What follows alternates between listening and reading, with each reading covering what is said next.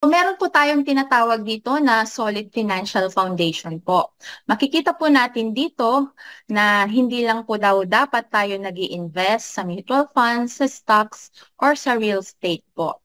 Dapat meron din po tayo yung mga nandito sa ibaba po natin para maging solid po ang ating financial foundation.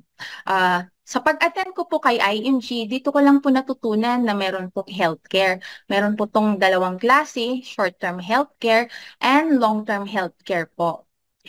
Ating pong pag-uusapan ngayong hapon na ito is yung ating long-term healthcare po. Kaya marami pong kumukuha ng ating Kaiser po dahil na-jumpstart na po niya itong ating Solid Financial Foundation po.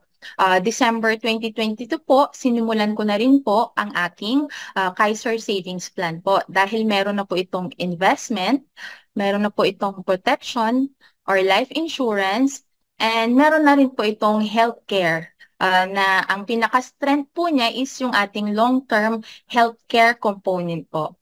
Then, yung napag-usapan po natin kanina, yung healthcare, yung life insurance, and then yung investment po, ang lahat po niyan ay nakay Kaiser na po lahat. Kaya tinatawag po natin na 3-in-1 investment po si Kaiser. Dahil tatlo po sa ating Solid Financial Foundation is nasagot na po ni Kaiser. Kaya maraming kumukuha po ng Kaiser po dahil po ito ay 70 to 20 po. Ano nga ba yung 70 to 20, Miss Janice?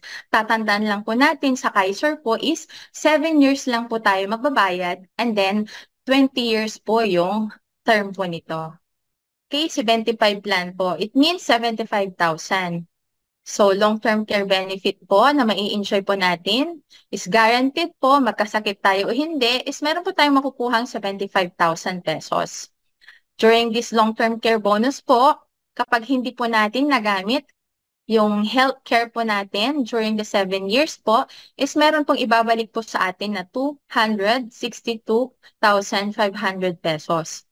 Dito naman po, kapag hindi natin nagagamit yung mga benefits po natin, on the 8th to 20th year po, is meron pong ibabalik po sa atin na projected value na 202,312 pesos po. At may health bonus din po tayong may enjoy dito based po sa market po. Meron po tayong dividendo na makukuha po na 334,814 pesos.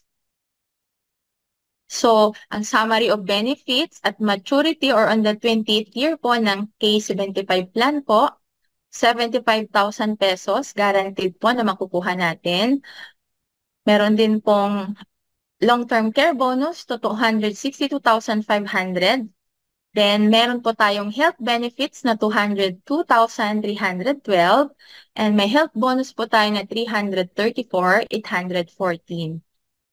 So, a total of 874,626 po na total na may enjoy po natin kay Case 75 plan po. So, ang binayaran lang po natin dito is 44,116 times 7 years. Kung nag-annual payment po tayo is meron po tayong magbabayad lang po tayo ng 300,813 pesos.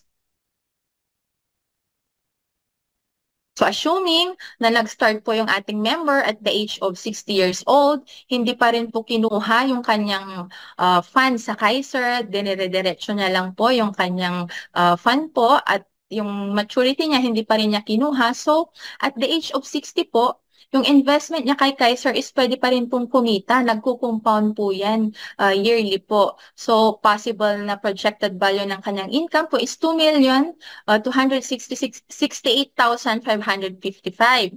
So at the age of 65 years old po, yung pera niya is pwedeng maging 3.6 million po. So kung tayo po nag-start po ng maaga, so may enjoy po talaga natin yung ating investment kay Kaiser po. Maraming kumukuha po ng ating Kaiser plan kasi sobrang ganda po ito. Dahil kung mag-iipon po tayo ng 60,000 pesos for 20 years, is meron po tayong 1.2 million. Pero dito po kay Kaiser, 7 years po lang tayo mag-iipon kay Kaiser ng 59,300 21 pesos per year po at magkakaroon po tayo ng projected value na 1.2 million and may enjoy din po natin, meron po si Kaiser na long-term healthcare po for 20 years po and then meron pa po tayong benefits na healthcare po for 7 years and then meron po tayong 13 years na long-term care po.